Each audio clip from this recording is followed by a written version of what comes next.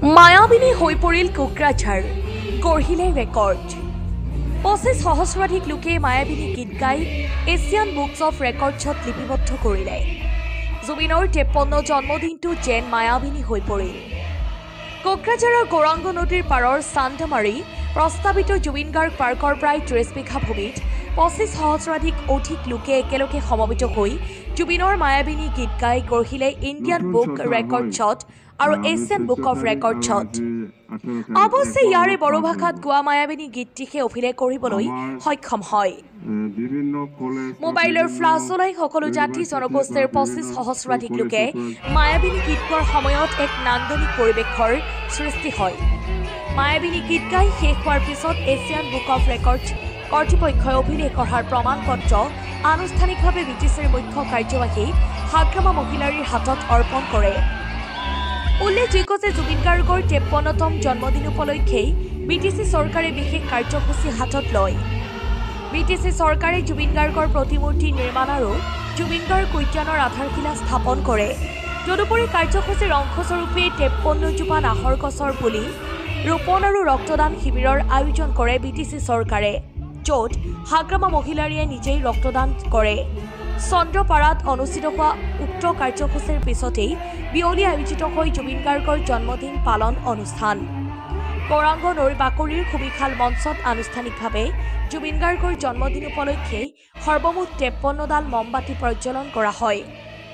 বিটিচিৰ সকলো জাতি জনগোষ্ঠীয়ে অনুষ্ঠানত ভাগ লৈ ২৫ সহস্ৰাধিক লোকে মায়াবিনী গীত গাই এছিয়ান বুক অফ ৰেকৰ্ডছত লিপিবদ্ধ কৰে। বঙাইগাঁৱৰ পৰা ষ্টাফ ৰিপৰ্টাৰ প্ৰফুল্ল কুমাৰ দাসৰ ৰিপৰ্ট, জনসংবাদ অসম। ইয়াৰ যিটো জন্ম দিৱস, ইয়াৰ উপলক্ষে যিটো শ্ৰদ্ধাঞ্জলি সভা ইয়াতে আপোনালোকে সকলোৱে একগোট খাই পেলাই আমাৰ আজিৰ এই সভাত উপস্থিত হৈছে। তাৰ কাৰণে মই সকলো আলহীসকলক, সকলো ছাত্ৰ ছাত্ৰীসকলক মই বিটিচিৰ হৈ পেলাই, বিটিচিৰ বাসিন্দা হৈ পেলাই, বিটিচি ৰাইজৰ হৈ পেলাই আপোনালোকক সকলোকে মই মোৰ আন্তৰিক শুভেচ্ছা যাচিছোঁ। সঁচাকৈ আমি জুবিন গাৰ্গ ডাঙৰীয়াৰ যিটো মেমৰিয়েল যিটো পাৰ্ক আগৰ পৰা যিটো আমি কৈ অহা, ইয়াৰ লগত ষ্টেচু বনোৱাৰ যিটো ফাউণ্ডেশ্যন আজি সঁচাকৈ আমি এইটো কৰিব পাৰিছোঁ। এই চিলড্ৰেন পাৰ্ক বা এই জুবিন গাৰ্গ ডাঙৰীয়াৰ যিটো মেমৰিয়েল পাৰ্ক, ইয়াত মানে আমি বিভিন্ন এক্টিভিটি আমি ৰাখিব। চিলড্ৰেনসকলৰ যিখিনি বিভাগ থাকিব, আইটেম থাকিব, সেইখিনি আমি সোমাই দিম। মুঠতে জিমৰ পৰা আৰম্ভ কৰি মুঠতে ইয়াত সোমালে যাতে বিভিন্ন এক্টিভিটিটো পাবলৈ সক্ষম হয়, ইয়াৰ বিভিন্ন লাইনত আমি এই পাৰ্কটো আমি বনাম। তো নিশ্চয় আমি এই পাৰ্কখন ১ বছৰ মেক্সিমাম ১ বছৰৰ ভিতৰত আমি কমপ্লিট কৰিম বুলি আমি ভাবিছোঁ। আৰু এই পাৰ্কত কোকৰাঝাৰ জিলাৰ যিমান ছাত্ৰ ছাত্ৰীসকল আছে সকলোকে ফ্ৰী এণ্ট্ৰি কৰি দিয়া হ'ব দেই, কোনো ফিজ নালাগে। সকলো ছাত্ৰ ছাত্ৰীসকলক এই পাৰ্কৰ ফ্ৰী এণ্ট্ৰি কৰা হ'ব। আৰু ইয়াৰ লগতে বিভিন্ন এক্টিভিটিজ থাকিব ভিতৰত, ইয়াতো আপোনালোকক একো ফিজ লোৱা নহ'ব, ছাত্ৰ ছাত্ৰীসকলৰ কাৰণে ফ্ৰী হ'ব না। তো এইখিনি কথা।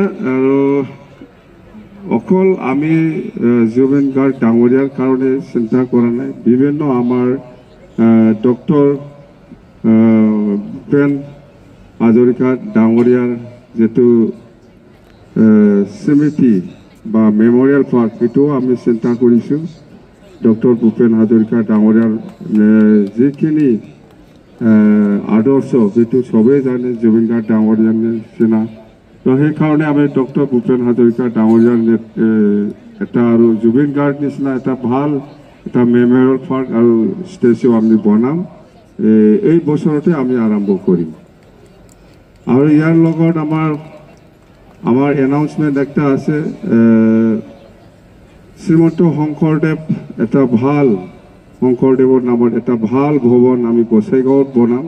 ডাঙৰকৈ ভাল এটা শ্ৰীমন্ত শংকৰদেৱ ভৱন আমি এইটোও বনাম আৰু আজি আমি সকলোৱে জানে জুবিন গাৰ্গ ডাঙৰীয়া ডিজনীত স্কুলত ডিজনীত পঢ়িছিল কলেজ পঢ়িছিল আৰু লগতে তামোলপুৰতো সেই শিক্ষাটো লৈছে বুলি আমি শুনিছোঁ নহয় কনফাৰ্ম তো সেইকাৰণে আমি কৈছোঁ BTC ফালৰ পৰা জুবিন গাৰ্গ ডাঙৰীয়াই যোনটো স্কুলত বা কলেজত শিক্ষা লৈছে এই স্কুল আৰু কলেজত কোনো অভাৱ নাথাকাকৈ স্কুল বিল্ডিঙৰ পৰা আৰম্ভ কৰি বাউণ্ডাৰীৰ পৰা আৰম্ভ কৰি বা কুঁৱা পানীৰ পৰা আৰম্ভ কৰি বা কাৰেণ্টৰ পৰা আৰম্ভ কৰি বা লেট্ৰিন বাথৰুম এইবিলাক গোটেই আমি কোনো অভাৱ নাথাকাকৈ জুবিন গাৰ্গে য'ত পঢ়িছে কোনো অভাৱ নাথাকাকৈ আমি BTC ফালৰ পৰা বনাই দিম বুলি আমি আজি ঘোষণা কৰিছোঁ তামোলপুৰ আৰু বিজনী